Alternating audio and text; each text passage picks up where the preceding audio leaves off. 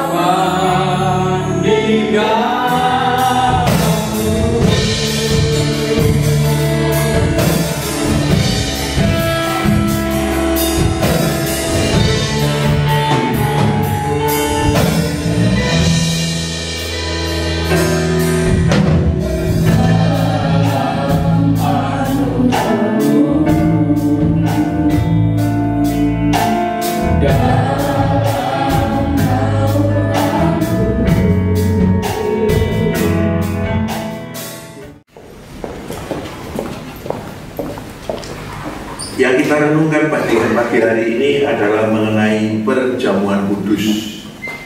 Mengenai perjamuan kudus. Haleluya. Puji Tuhan.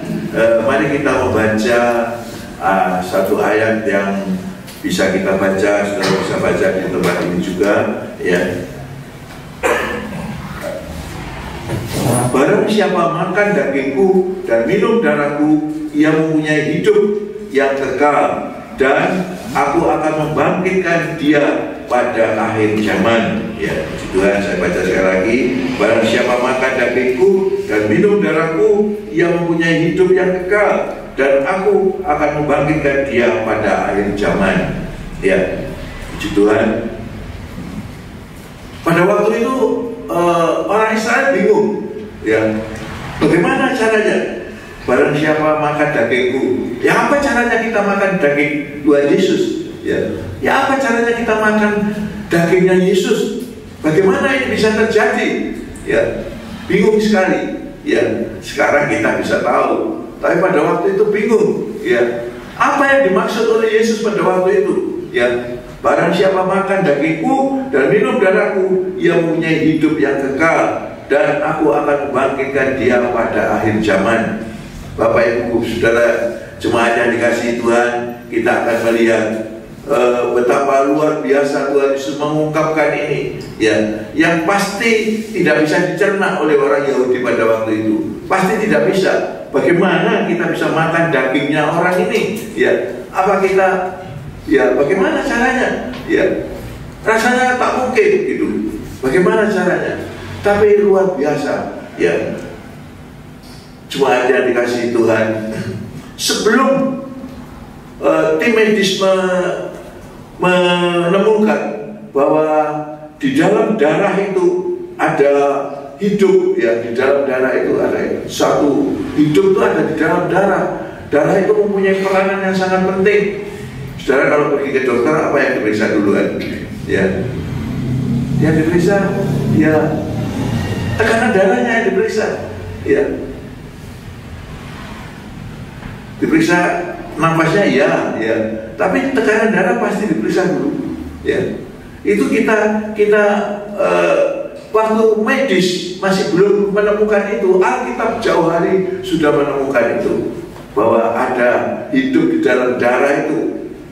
Darah Kain itu berseru pada Tuhan, ya, ada hidup dalam. Sampai sekarang ini kita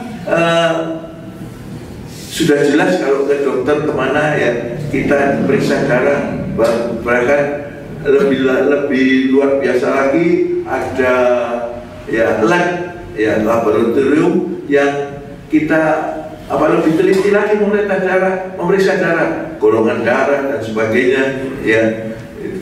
Saya membaca atau gimana ya, saya lupa, saya membaca atau saya mendapat informasi belakangan ini bahwa ada seseorang yang menemukan darah ya, gumpalan darah yang sudah mengering ya. Lalu diperiksa di laboratorium, ternyata darah itu masih hidup ya, sudah mengering tentunya, tapi masih bisa diperiksa. Dan di situ ditentukan ya darah itu akan terbagi menjadi dari darah sel dari darah perempuan dan sel dari maksudnya dari ayah dan dari ibu ya. Tetapi sel darah yang yang ditemukan ini diperiksakan itu ada beda ya. Sel darahnya ya, saya tidak menguraikan ini lebih detail, tapi sel darahnya itu beda. Bahwa sel darahnya itu ada berapa, 24 kromosom atau gimana ya, itu saya tidak menjelaskan, itu saya tidak mencatat ya. Tapi di situ ternyata itu adalah sebenarnya darah Tuhan Yesus waktu disalib itu ya, sudah beku ya. Tapi seseorang ini membawa ke laboratorium dan ternyata demikianlah, bahwa Tuhan Yesus itu dari sisi medis pun dia jelas bahwa dia itu bukan dari sperma atau dari keturunan dari Yusuf ya secara jasmani, tapi luar biasa dia dari roh Allah ya. Tapi sel perempuannya ya karena dia lahir dari perawan ya, puji Tuhan ya. Kita melihat ini, kita kembali pada ayat ini, barang siapa makan dagingku dan minum darahku, ia mempunyai hidup yang kekal ya. Aku akan membangkitkan dia pada akhir zaman. Saudara-saudara, di sini kita mengatakan siapa yang makan dagingku dan minum darahku, ia mempunyai hidup yang kekal. Bagaimana ini terjadi? Kalau kita sekarang tahu, ini adalah kita berbicara mengenai perjamuan kudus ya, yang biasa kita lakukan pada tiap minggu pertama. Tapi pada waktu itu orang tidak mengerti ya, akan ia mempunyai hidup yang kekal. Jadi Bapak Ibu Saudara jemaat yang dikasih Tuhan, kalau kita makan daging dan darah daripada Tuhan Yesus ini, maka kita akan mempunyai hidup yang kekal ya. Kalau itu kita tidak bisa mati. Oh beda saudara-saudara ya, beda. Atau kita melihat dulu ya tingkat hidup ya, kita melihat dulu bagaimana sebenarnya hidup itu ada beberapa tingkat ya. Beberapa tingkat ya. Nanti kita akan melihat ini lagi ya. Ada beberapa tingkat ya, ada 4 tingkat, ada 4 macam kehidupan ya. Yang pertama adalah kehidupan tumbuh-tumbuhan. Saya pikir ini pernah saya sampaikan ya. Yang pertama hidup pada tumbuh-tumbuhan. Jadi tumbuh-tumbuhan hidup, kalau ini tidak hidup kan, mati, plastik ya. Tapi kalau tumbuh-tumbuhan, bunga dan sebagainya itu hidup ya. Tanaman itu hidup ya, tapi hidup yang paling rendah. Dia tidak bisa pergi mana-mana. Apakah dia tidak punya perasaan? Saya pikir dia punya perasaan ya. Tapi kita nggak bisa tahu, nggak bisa ngomong. Ya hidup yang paling rendah ini adalah hidup tanaman ini ya. Tapi dia hidup, tapi hidup yang tingkat hidup yang paling rendah ya. Dia mempunyai kekuatan yang luar biasa. Di flyover diangkat sama pohon yang di depan itu. Betapa ini, tapi ini adalah tingkat kehidupan yang paling rendah ya. Dia tidak bisa ngomong, tidak bisa apa, tapi saya yakin dia punya perasaan dan mempunyai tenaga yang cukup besar ya. Kehidupan yang pertama. Coba kita lihat lagi kehidupan yang lebih lagi dari itu, lebih maju lagi. Itu adalah kehidupan dari binatang. Kehidupan binatang ini unik, saudara-saudara, ya, unik, ya. Tentunya dia mempunyai perasaan juga, ya. Binatang itu, coba,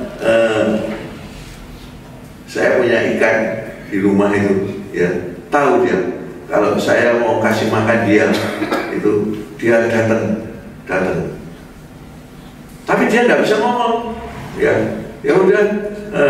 Kalau ikan yang di akuarium, dia hanya muter-muter di situ saja. Ya, kalau yang di kolam, itu dia nggak mau saya kasih makan, dia datang. Ya, kasih makan, wah seneng rasanya gitu ya. Yang lihat yang seneng. Ya. Ikannya juga seneng juga kalau dikasih makan.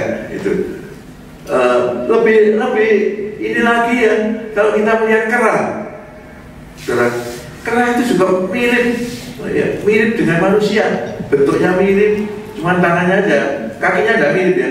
Kalau kakinya kerang bisa untuk megang, kaki kita itu untuk jepit bisa ya, tapi untuk megang tidak bisa ya.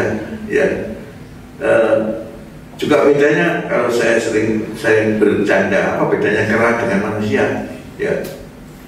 Kalau manusia itu kalau mau makan, misalnya nanti makan lagi kita simpan, entah simpan di kulkas, entah disimpan di lemari gitu. Tapi kalau kerang simpannya di mulut sini, nanti kalau dia lagi ditekan gini mah dimakan ya. Itu dia bisa ya mirip ya. Saya punya pengalaman waktu saya kecil, saya melihat ada kera itu jatuh dari pohon ya. Di kera itu dia anaknya ya, yang gandol sama mamanya gitu ya. Ya, waktu mamanya melompat di pohon itu anaknya jatuh ya. Tapi baru jatuh dari berapa meter dari pohon itu tidak apa-apa ya. Ya, kalau kita jatuh dari 3 meter aja sudah patah tulang ya. Nah itu dia waktu dia jatuh itu terus dia ada orang-orang mau datang tuh langsung semua kera-kera itu diwedit gitu ya.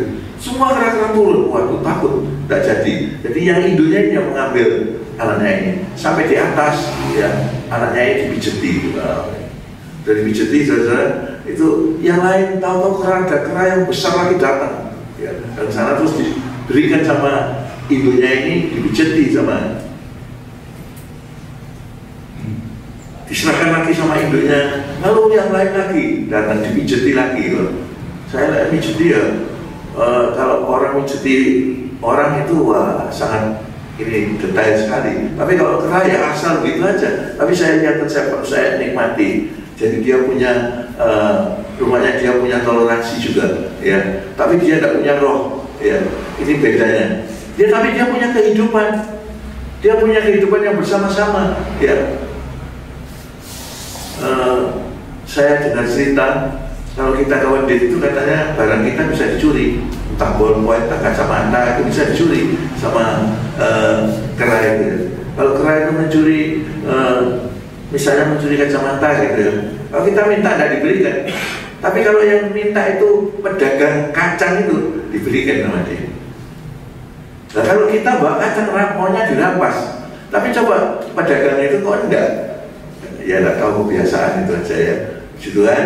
Ini hanya membandingkan aja bagaimana tingkat kehidupan itu, tingkat kehidupan binatang itu yang lebih maju daripada tingkat kehidupan tanaman ya, tumbuh-tumbuhan ya. Tapi dia hidup, tumbuh-tumbuhan itu hidup dia ya. Kalau mati ya beda lagi mati, tapi dia tumbuh-tumbuhan hidup yang kita pelihara itu hidup ya. Dan binatang itu juga hidup, tapi dia beda ya. Katanya manusia ini asalnya dari binatang, ya enggak lah ya. Kalau mirip iya, tetapi kalau manusia dari binatang enggak, karena selamanya tak mungkin dia berubah. Coba diajari ngomong aja enggak bisa dia ya. Diajari ngomong itu ya enggak bisa ya, tetap ngomongnya seperti ngomongnya dia ya. Mungkin burung ya bisa bersiul atau apa itu ya, tapi saya rasa ya dia instingnya dia saja gitu. Kita ini bisa tertipu ya, kita bisa tertipu misalnya di taman safari kalau ada burung suruh menghitung 2 tambah 2 berapa, itu bukan burungnya yang hitung, dia tidak bisa, dia tidak punya roh. Dia tidak punya otak yang bisa untuk memikirkan itu, tidak bisa dia. Tapi bagaimana itu? Sebetulnya pawangnya ini yang ngajarin. Jadi harus tekan berapa kali itu pawangnya yang ngajarin dengan cara yang tersembunyi ya. Tapi kita tidak ngerti, waktu pinter, pelatihnya pinter ya. Padahal itu dia hanya nyuruti untuk menarik, misalnya bunyi teng itu dia menarik berapa itu sesuai dengan petunjuk yang diajarkan oleh pawangnya itu. Dia sendiri tidak bisa, tidak ngerti lah, ya. Itu beda kehidupan binatang, kehidupan tumbuhan, kehidupan binatang, dan kehidupan yang lebih sempurna lagi adalah kehidupan manusia. Kehidupan kita ini, wah, termasuk yang tinggi, masuk dari golongan-golongan lain. Kita luar biasa. Kita diciptakan oleh Tuhan seperti gambar Tuhan. Wah, luar biasa. Kita mempunyai pikiran luar biasa, ya. Alkitab luar biasa. Kalau Alkitab mengatakan taklukkanlah bumi ini, ya. Wah, ada seorang bukan Kristen yang bilang, kalau ada sumbangsih untuk pengetahuan dari Alkitab, saya akan kembali pada Alkitab, gitu, pada Kristen, ya. Wah, dia tidak tahu bagaimana luar biasanya sumbangsih daripada Alkitab ini, saudara. Juga kalau kita mempelajari Alkitab, hikmat, kita diberikan akal budi, diberikan hikmat yang luar biasa, saudara. Penemuan-penemuan itu dari mana, ya, saudara? Sebelum manusia mengetahui kalau dunia ini bulat, Alkitab sudah menyebutkan, tapi saya tidak menyebutkan, tidak mencatat ayatnya, bulatan bumi ini, gitu. Ayatnya ada, tapi saya tidak mencatat, saudara-saudara. Bulatan bumi, jadi Alkitab sudah menjelaskan bahwa bumi ini bulat, ya. Kemudian baru manusia menyelidiki dan akhirnya mengetahui kalau memang dunia ini bulat. Tapi Alkitab luar biasa, ya. Alkitab katakan taklukkanlah bumi ini, ya. Jadi baik yang di dalam laut semua itu taklukkanlah, dan itu semua sudah ditaklukkan, ya. Luar biasa, ya. Jadi Alkitab ini mempunyai sumbangsih yang dahsyat sekali, ya, yang luar biasa. Ada banyak teori-teori, tapi saya tidak mencatat itu, ya. Begitu Alkitab ini luar biasa karena itu tidak ketinggalan. Kalau kita baca cerita-cerita, buku-buku, novel, itu semuanya itu bisa kedaluarsa. Pelajaran saja, ya, pelajaran sekolah itu berapa tahun sekali diganti. Padahal ya itu juga, ya, tapi diganti, entah namanya atau apa. Zaman saya itu ilmu pasti, zaman sekarang itu apa, ya, matematika kalau tidak salah, ya, saya kurang jelas, ya. Kalau waktu saya dulu adalah ilmu pasti, ilmu aljabar, ukur alam, gitu, ya. Sekarang udah beda namanya. Padahal yang dipelajari itu juga, tapi namanya sudah diganti. Tapi coba saudara, Alkitab dia itu tetap dasarnya tetap itu. Mungkin dirubah oleh manusia karena perkembangan bahasa saja, ya. Tapi pada intinya itu adalah tetap, ya.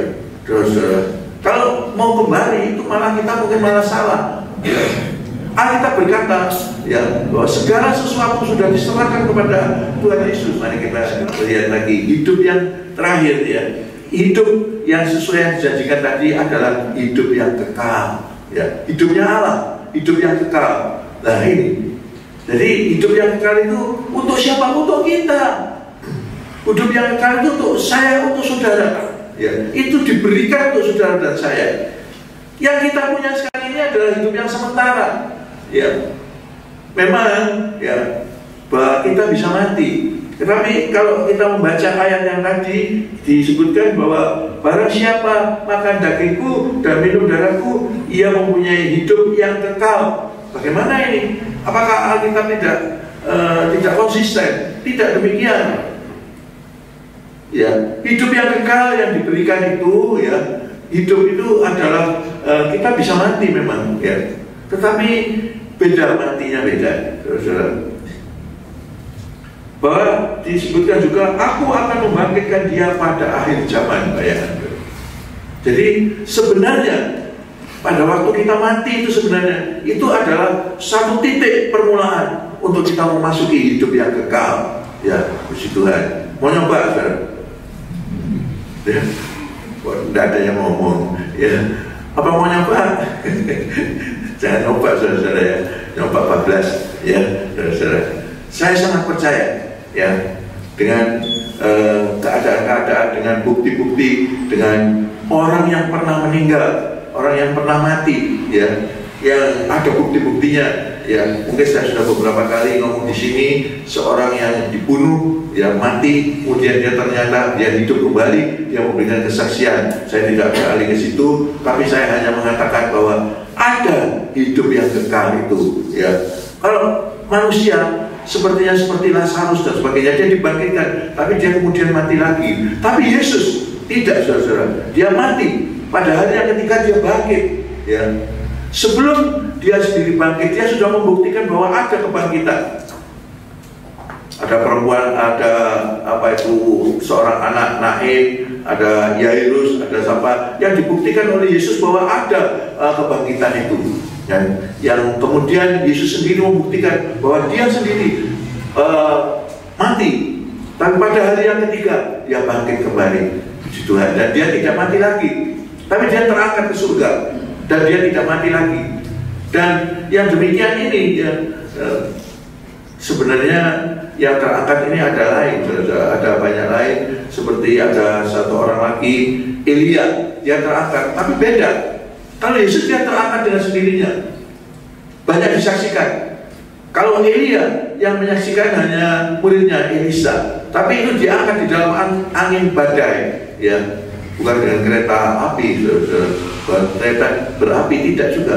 Tapi kereta berapi itu hanya memisahkan antara Elia dan Elisa. Oh, diangkatnya dalam badai, ya, yang dia tidak tahu, tidak bisa jelas bagaimana Elisa tidak bisa jelas. Tapi Elia dia berkata, kalau kan Elisa dia minta 2 bagian dari roh daripada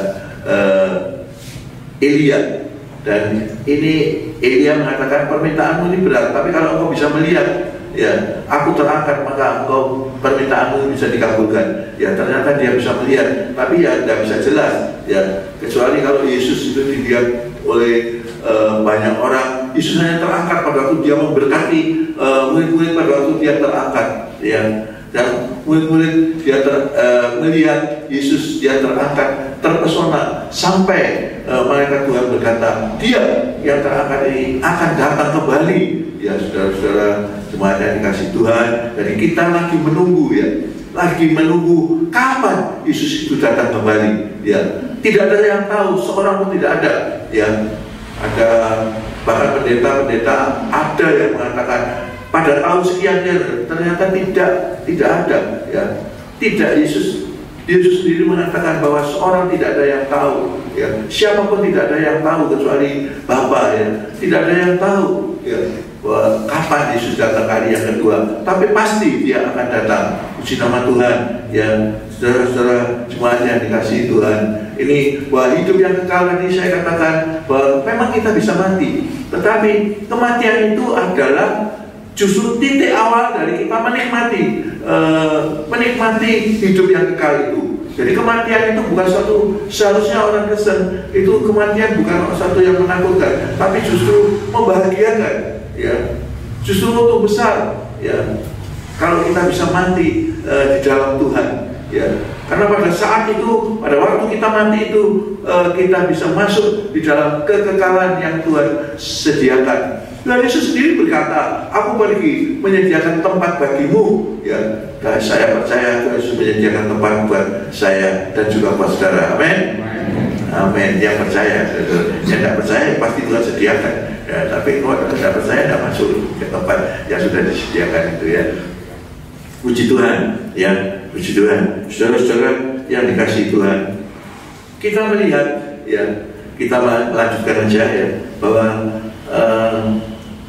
kehidupan yang kekal ini. Tapi untuk mengerti itu kita bisa mengerti terlebih dahulu bahwa ada Tuhan Yesus memberikan perumpamaan, ya, bahwa kepada setiap orang yang mendengar firman tentang kerajaan surga tetapi tidak mengerti tentang nasi jahat dan yang merampas dan yang ditabur dalam hati orang itu, itulah benih yang ditabur di pinggir jalan. Jadi perumpamaan tentang penaburan benih itu adalah firman, saudara-saudara. Yang pertama adalah benih itu ada jatuh di jalan, di pinggir jalan. Perumpamaan benih yang jatuh di pinggir jalan ini adalah kalau orang yang mendengar firman Tuhan, jadi jemaat ya, kita mendengar firman Tuhan ini, ada yang tidak mengerti, ya, ada yang tidak mengerti. Maka yang tidak mengerti inilah, ya, diumpamakan seperti orang menabur yang benih itu jatuh di jalan, tidak mengerti, ya.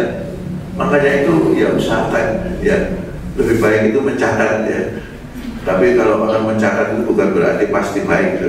Mencatat itu pengalaman menunjukkan mencatat ya sampai berapa bulan kemudian pun tidak pernah dibaca lagi, wah, ya. Tapi ini yang benih yang ditabur di pinggir jalan itu adalah seperti orang, atau apa maksud saya, benih yang seperti benih yang ditabur di pinggir jalan ini adalah seperti orang yang apa ya, benih itu atau firman itu tidak dimengerti. Kalau saudara pergi ke gereja tidak mengerti apa yang dibicarakan tadi, ya, nah, ya kalau bisa ya dicatat, ya. Kalau bisa catat. Benih yang ditabur di pinggir jalan ini diambil, diinjak orang, makan burung dan sebagainya, akan hilang, sia-sia, ya. Kemudian yang kedua adalah benih yang ditaburkan di tanah yang berbatu-batu, ialah orang yang mendengar firman itu dan segera menerimanya dengan gembira, ya. Perumpamaan yang kedua adalah benih itu tabur di batu yang berbatu, tanah berbatu-batu. Itu apa artinya adalah pada waktu mendengar firman Tuhan diterima dengan senang hati, tetapi karena tidak ada tanahnya, maka dia tidak berakar dan tidak tahan. Nah, sebentar saja pada waktu matahari terbit, pada waktu matahari panas datangnya, yaitu apabila datang penindasan atau penganiayaan karena firman itu, orang itu pun segera murtad. Orang Kristen murtad itu bagaimana? Orang Kristen meninggalkan Tuhan itu bagaimana? Karena dia ibaratnya seperti tanah yang berbatu-batu, ya, tidak berakar, ya. Kalau tadi tidak mengerti karena tidak berakar, ya, ya, puji Tuhan. Itu umpamanya demikian. Kemudian yang ketiga adalah yang ditaburkan di tengah semak duri, ialah orang yang mendengar firman itu lalu kekhawatiran dunia ini dan tipu daya kekayaan menghimpit firman itu sehingga tidak berbuah. Ya, jadi yang ditaburkan di tanah yang berduri yaitu mereka yang tidak berbuah karena apa? Dihimpit oleh kekhawatiran dunia ini, dihimpit oleh tipu daya kekayaan, ya, dihimpit oleh macam-macam hal, ya, sehingga tidak berbuah. Tidak ada firman itu di dalam hatinya, ya. Cuma ada dikasih Tuhan. Ini yang tidak berbuah ini, ya, sepertinya memang kita waktu kebaktian, waktu menerima firman itu, wah, penuh bersyukur, tapi tidak berbuah, tidak bisa mengubah hatinya, ya, tidak berbuah. Ini adalah karena apa? Dihinggapi oleh khawatir akan dunia ini, ya, dihinggapi macam-macam, ya, sehingga tidak berbuah. Puji Tuhan, ya. Dan yang terakhir, yang ditaburkan di tanah yang baik ialah orang yang mendengar firman itu dan mengerti, dan karena itu ia berbuah. Ada yang 100 kali lipat, ada yang 60 kali lipat, ada yang 30 kali lipat. Yang ditaburkan di tanah yang baik itu siapa? Yaitu yang ditaburkan di tanah yang baik itu adalah orang yang mendengar firman itu dan mengerti, ya. Yaitu kalau pada saat ini kita merenungkan bagaimana Tuhan Yesus berkata, yang makan daging, barang siapa yang makan dagingku dan minum darahku, ia mempunyai hidup yang kekal, ya. Maksudnya apa? Ya, maksudnya perjamuan kudus ini, ya. Maksudnya perjamuan kudus ini. Tapi pada waktu itu mereka tidak tahu, mereka tidak ngerti, mereka banyak justru banyak berdebat dengan sesamanya, ya. Tetapi yang mengerti bahwa itu kemudian yang dimaksud adalah perjamuan kudus ini, tubuh, minum tubuh dan Barang siapa yang makan dagingku dan minum darahku, itu adalah makan hosti atau roti ini dan minum anggur ini. Itu adalah kita bersekutu dengan Tuhan Yesus. Ya, saya pada waktu itu tidak ngerti. Yang tidak ngerti itu seperti firman yang tidak berbuah. Ya, kalau bisa mengerti itu berbuah, saudara yang dikasih Tuhan. Kenapa sih orang yang berdoa ya, kalau sakit ada yang sembuh, ada yang tidak. Ya, karena itu ya, pada zaman Yesus lain, pada zaman rasul-rasul lain, itu rasul-rasul itu adalah memang diberi karunia untuk membuktikan bahwa dia adalah rasul. Tapi kalau sekarang itu mujizat masih ada ya, tapi sekarang ini hanya apa? Kita ini hanya hamba. Kalau Tuhan mau memberikan ya kita mengharapkan kesembuhan, kita mengharapkan apa-apa ya Tuhan. Tapi Tuhan bisa menggerakkan, Tuhan bisa memenuhi semuanya itu ya. Tetapi yang pertama tadi kita mengerti ya, firman yang disampaikan itu kita mengerti dan percaya tentunya ya. Yang dimaksud oleh makan dagingku dan minum darahku adalah, yang dimaksud itu adalah perjamuan kudus ini. Tentu mereka pada waktu itu tidak mengerti ya. Untuk kita hidup pada sekarang ini sehingga kita mengerti, Alkitab yang memberikan petunjuk pada kita sehingga kita mengerti yang dimaksud itu adalah perjamuan kudus ini ya. Kemudian menurut Markus adalah yang menyambut firman itu ya. Yang pertama, Markus mengerti apa yang dimaksud mengerti. Yang dua, apa ya? Menyambut, terima firman itu. Saudara-saudara, banyak orang yang disampaikan bahwa Tuhan Yesus itu adalah Tuhan. Mereka berdebat dari mana ya? Bahkan mereka bertanya, kapan dia akan menjadi Tuhan? Yesus itu kapan dia akan jadi Tuhan? Dan sebagainya. Banyak hal ya, bahwa tidak mungkin manusia jadi Tuhan, tidak mungkin. Tapi Tuhan yang menjadi, jadi Allah yang menjadi manusia. Firman itu yang menjadi manusia, bukan manusia jadi Allah, tidak bisa. Tapi Allah yang menjadi manusia untuk bisa berbicara dengan manusia. Haleluya ya. Kemudian yang menyambut, kita mau ya. Kemudian yang ketiga adalah yang menyimpan di dalam hati kita ya, menyimpan ya. Oh haleluya. Saudara, kalau kita firman itu ada dalam kita dan kita simpan dalam hati, kita bisa mengampuni orang. Kalau tidak, kita nggak bisa mengampuni orang. Ya, saya melihat, belajar aja dari orang-orang itu. Ada orang-orang yang tidak bisa mengampuni orang. Tapi kalau firman itu kita terima, ya, kita terima, kita mengerti, kita terima, ya, kemudian kita simpan di dalam hati, maka tubuh di antaranya adalah kalau kita mau berbuah itu adalah kita mau mengampuni, ya itu adalah salah satu buahnya ya. Dan saudara yang dikasihi Tuhan, sebagai ayat yang terakhir ya, Yohanes pasal 6 ayat 50, inilah roti yang turun dari surga, barang siapa yang makan dan dari saya ulangi, inilah roti yang turun dari surga, barang siapa makan dan daripadanya ia tidak akan mati. Akulah roti hidup yang telah turun dari surga. Jika seorang makan roti ini, ia akan hidup selama-lamanya. Dan roti yang kuberikan ini ialah dagingku dan yang akan kuberikan untuk hidup dunia. Ya, puji Tuhan, saudara. Ini adalah sesuatu yang mungkin sulit sekali untuk kita mengerti.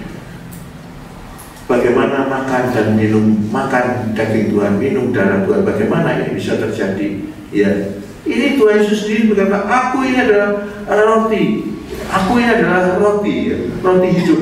Ya, ini adalah roti yang turun dari surga. Jadi Tuhan itu dari surga, dia datang ke dunia ini. Untuk apa? Bukan untuk menciptakan agama, tidak. Bukan menciptakan untuk syarat-syarat untuk bertobat, tidak ya, tapi dia datang supaya orang mau percaya ya, makan perjamuan kudus itu ya. Bagaimana makan perjamuan kudus itu? Yaitu makan bersama Yesus, kita membayangkan bahwa kita menikmati tubuh dan darah Tuhan. Bagaimana Tuhan Yesus itu diserahkan untuk manusia. Ini tidak bisa kita mengerti, tidak bisa dimengerti oleh orang-orang karena sifatnya rahasia dan tersembunyi. Tapi kalau kita mau percaya, maka barang siapa yang percaya kepadanya beroleh hidup yang kekal. Puji nama Tuhan. Sekali lagi, bukan berarti kita tidak bisa mati, tidak gitu. Kalau kita mati pun tidak apa-apa, karena pada saat mati itu adalah kita mulai masuk ke dalam hidup yang kekal itu, ya. Secara jasmani mati, tapi sebenarnya masuk dalam hidup yang kekal. Sampai pada ayat yang terakhir tadi, pada ayat yang terakhir tadi dikatakan bahwa pada akhir zaman aku akan membangkitkan dia, ya. Bagaimana? Ya. Barang siapa makan dagingku dan minum darahku, yang mempunyai hidup yang kekal, ya. Hidup yang kekal saya katakan tadi, mungkin kita secara jasmani belum mati, tetapi dia mempunyai hidup yang kekal, yaitu hidup yang kekal